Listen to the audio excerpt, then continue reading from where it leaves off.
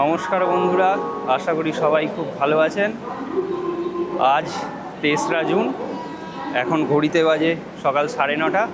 আজ আমরা এসে হাজির হয়েছি হাওড়া স্টেশনে। হাওড়া স্টেশন থেকে আজ আমরা 12337 শান্তিনিকেতন এক্সপ্রেসে করে জার্নি করব শান্তিনিকেতনের উদ্দেশ্যে। বেশ কিছুদিন নানা রকম অসুবিধে ব্যস্ততার কারণে অনেক দিন ব্লগ দেওয়া হয়নি আপনাদেরকে। আজ আমি এবং আমার ওয়াইফ দুদিনের জন্য সামান্য একটু সময় পেয়েছি, তাই আমরা শান্তিনিকেতনের উদ্দেশ্যে যাত্রা করব। ওখানের সমস্ত কিছু আপনাদেরকে ঘুরে দেখাবো। তার সম্পূর্ণ নতুন সমস্ত কিছু ভিডিও ডিটেলস ইনফরমেশান আজকের এই ভিডিওতে থাকছে, তাই আপনারা আমাদের সঙ্গে থাকবেন এই আশা রাখব। আজ আমাদের টিকিট আছে এসি চেয়ার গাড়ি। আমাদের C1 70 এবং 71 71 এই দুটো সিট নাম্বার। আচ্ছা, ভাড়ার প্রসঙ্গে বলি, এসি চেয়ার কারের ভাড়া হচ্ছে আমাদের পড়েছে 320 টাকা প্লাস ট্যাক্স। দুটো টিকিটে 644 টাকা মতো পড়েছে। আর নন এসি চেয়ার কারের ভাড়া হচ্ছে 90 টাকা করে। ট্রেনের সব সিট ফুল হয়ে গেছে, একটাও সিট খালি নেই। এবার আমাদের ট্রেন ছাড়ার সময় হয়ে গেছে। আমাদের ট্রেন ছেড়ে দিল। হাওড়া স্টেশন থেকে ট্রেন শান্তিনিকেতনের উদ্দেশ্যে রওনা দিল। আমাদের হোটেলে এসে পৌঁছোতে প্রায় 1:30 বেজে গেছিলো, তাই খুব হুড়োতাড়া করে হোটেলে চেক ইন করে প্রথমে ফ্রেশ হয়ে খেতে চলে এসেছি রেস্টুরেন্টে। খুব খিদে পেয়ে গেছে। আপনাদের প্রথম ওদের ইনহাউস রেস্টুরেন্টটা একবার ইন্টেরিয়ারটা দেখাচ্ছি। দেখুন, খুব সুন্দর দুর্দান্তভাবে এই রেস্টুরেন্টটা সাজানো। ভেতরের ইন্টেরিয়ার ডেকোরেশন আমার খুব পছন্দ হয়েছে। এমনকি টেবিল চেয়ারগুলোও একটু নতুন ধরনের সুন্দর কারুকাজ করা। খাবার চলে এসেছে আমাদের।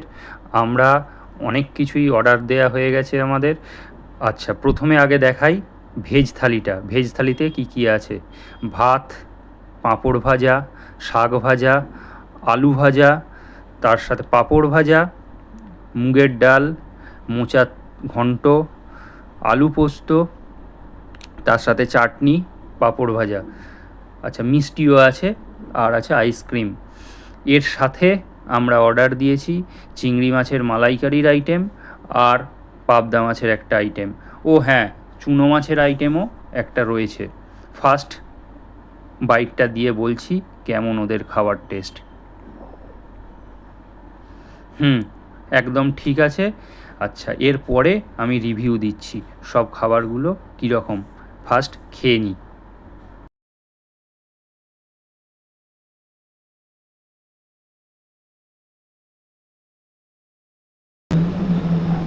খাওয়া হয়ে গেছে আমাদের।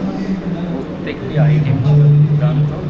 এটা একটা মাস্ট রিকমেন্ডেড একটা রিসর্ট কাম রেস্টুরেন্ট। আমি রেস্টুরেন্টের রিভিউজ অনেক দেখেছিলাম, এদের খাওয়া দাওয়ার কোয়ালিটি খুবই ভালো ছিল। প্রত্যেকটা আইটেম, সে ভেজ আইটেমস থেকে শুরু করে নন ভেজ আইটেমস, আমাদের প্রত্যেকটা আইটেমসই খুব ভালো লেগেছে। একটা মিড ক্যাটাগরি, মিড বাজেটের মধ্যে 1500-1600 টাকার মধ্যে এদের ক্যাটাগরি। আমি ডিটেলস রুমেরও ভিডিওস দেখাবো। আমরা আছি ওয়াই ভিলেজ রিসর্ট এবং এদের ইনহাউস রেস্টুরেন্ট আছে। ইনহাউস রেস্টুরেন্টে আপনারা নির্দ্বিধায় খেতে পারেন। বাইরের রেস্টুরেন্টে যেরকম প্রাইস, মোটামুটি সেই রকম এসি রেস্টুরেন্ট এবং খাবারের কোয়ালিটিটা খুব ভালো।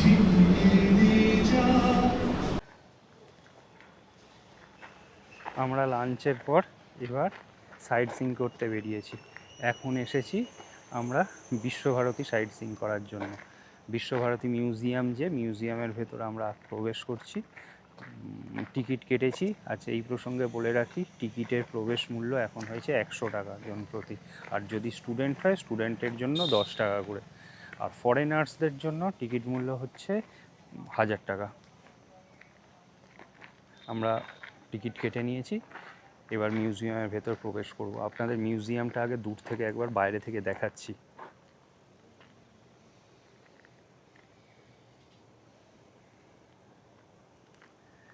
এই যে টোটাল মিউজিয়ামটা। যথাসম্ভব অ্যালাউ না, অ্যালাউ না হলে হয়তো বলতো।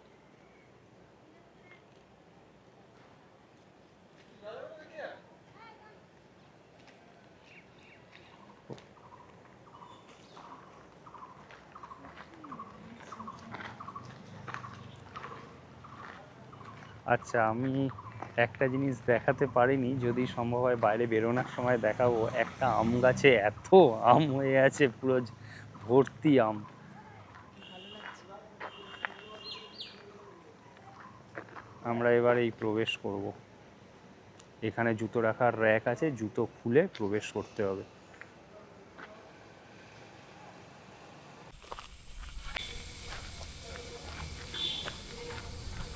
আমরা রবীন্দ্র মিউজিয়ামটা ঘুরে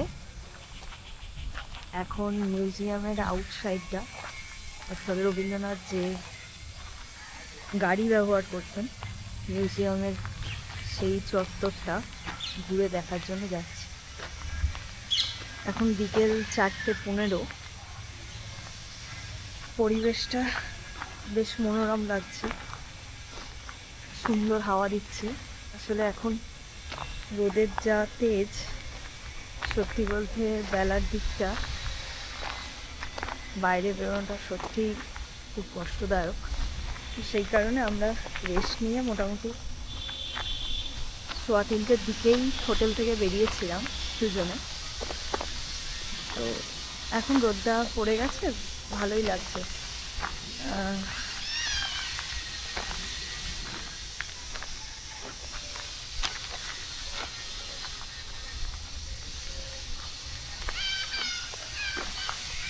অ্যাকচুয়ালি গরমকাল বলে টুরিস্ট কম, আদারওয়াইজ এইসব জায়গা তো রীতিমতো ভিড় থাকে।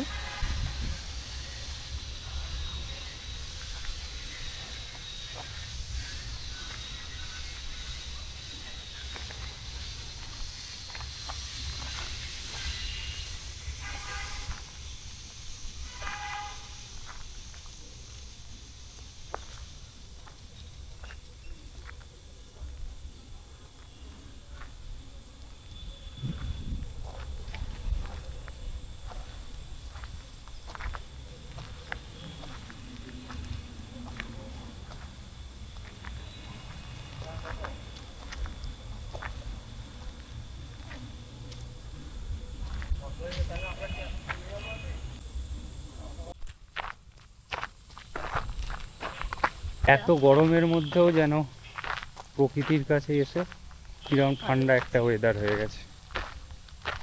এইখানটা দেখো, দেখার মতো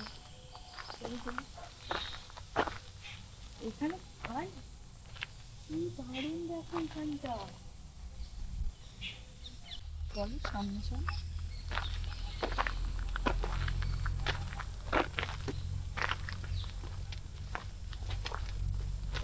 হাম্বার গাড়ি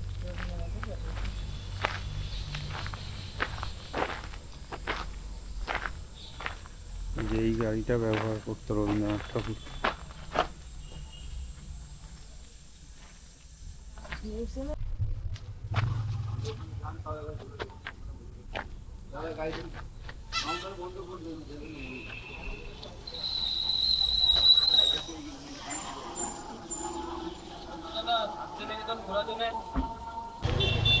আমরা এখন বিশ্বভারতী ক্যাম্পাসটার কাছে এসেছি, ঘুরে ঘুরে দেখছি। এমত অবস্থায় উপরি পাও না গরমের মধ্যে। বীরভূমে প্রচণ্ড গরম, আপনারা সকলেই জানেন। তো এখন মেঘ ডাকছে, অল্প অল্প বৃষ্টিও শুরু হয়েছে। ছাতাটা গাড়িতেই রয়ে গেছে, টোটো যে রিজার্ভ করে আসা হয়েছে, দুজনে যে এসেছি, ছাতাটা সেখানেই রয়ে গেছে। তো যাই হোক, আপাতত আমরা বিশ্বভারতীর ভেতরে তো ঢুকতে দিচ্ছে না এখন, ঢুকতে আগেও দেয় না, একটা সার্টেন টাইম অবধিই দেয়। তো তার মধ্যেই যেহেতু আসতে পারিনি রোদের কারণে, এই সময় বেরোনোটা পসিবল হয়নি, তো এখনই এসেছি। আমাদের মিউজিয়ামটা ঘোরা হয়ে গেছে, এবার আমরা বিশ্বভারতীর ক্যাম্পাসটা আউটসাইড দিয়ে দেখছি। এটা হচ্ছে ছাতিমতলা।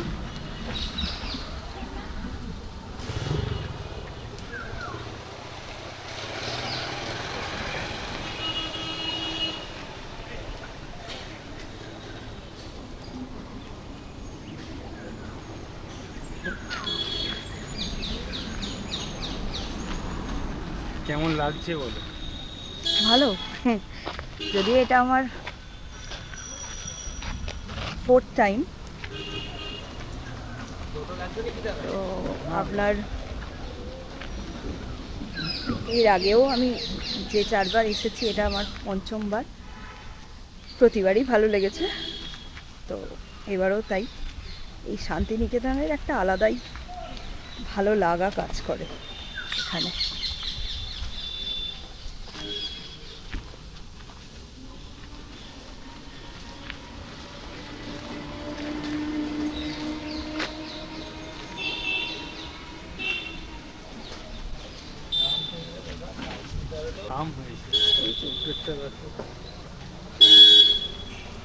বৃষ্টি শুরু হয়ে গেছে।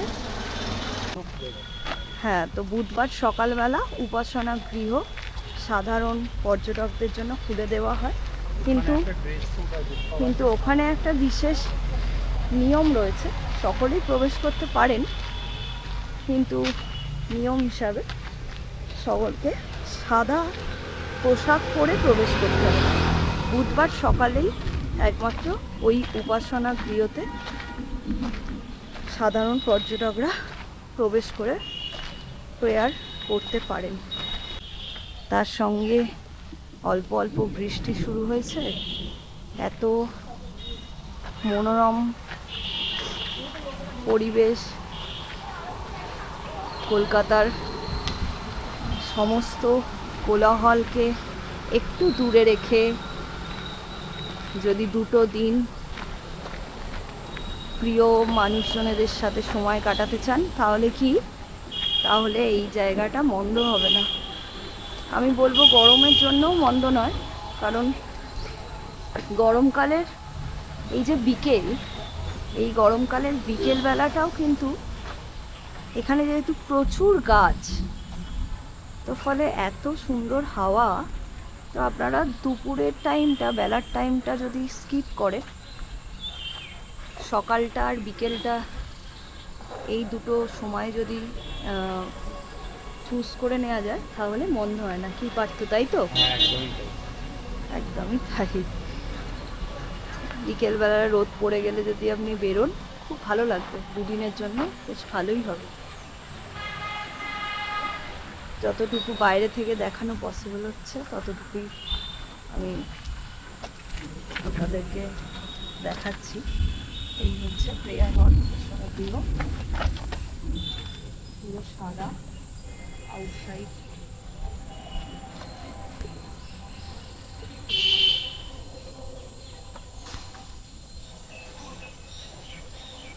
আর বিশ্বভারতী ক্যাম্পাসটার ভিতরটা একটু দেখাও পাঠ।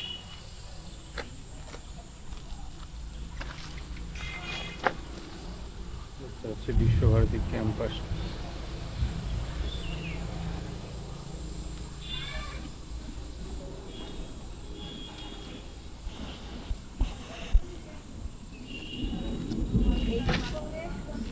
একটা কথা আপনাদেরকে বলে রাখি, সপ্তাহের 6টা দিনই যে সোনাঝুরির হাট, 6টা দিনই খোলা থাকে। এখন শুধুমাত্র শনিবারের হাট হিসেবে পরিচিত ছিল যে সোনাঝুরির হাট, শুধু শনিবার নয়, সপ্তাহে 6 দিনই এটা খোলা থাকে, শুধুমাত্র বুধবার দিনটা বাদে।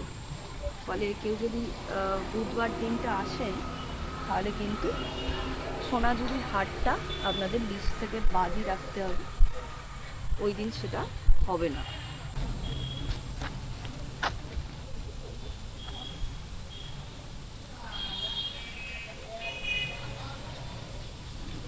এটা হচ্ছে উপাসনা গৃহ, যেটা সুন্দরভাবে সাজানো।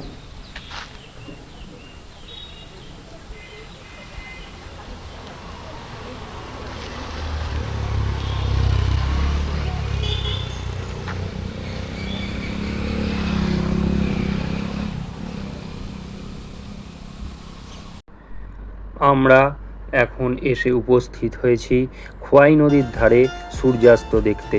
এখন ঘড়িতে বাজে ঠিক 6:45। রক্তিম সূর্যের আভা চারিদিকে ছড়িয়ে পড়ছে, আর আমাদের সূর্যি মামা ধীরে ধীরে অস্তমিত হচ্ছে। বৃষ্টির পরে ওয়েদারটা একদম ক্লিয়ার হয়ে গেছে। আমাদের যে হোটেল, সেই হোটেলের একদম কাছেই হচ্ছে এই স্পটটা। তাই আমরা হেঁটেই এসেছি এই সূর্যাস্ত দেখতে। নিজেরা চাক্ষুষ করার সাথে সাথে ক্যামেরাবন্দি করে আপনাদেরকেও এই সূর্যাস্ত দেখানোর চেষ্টা করছি।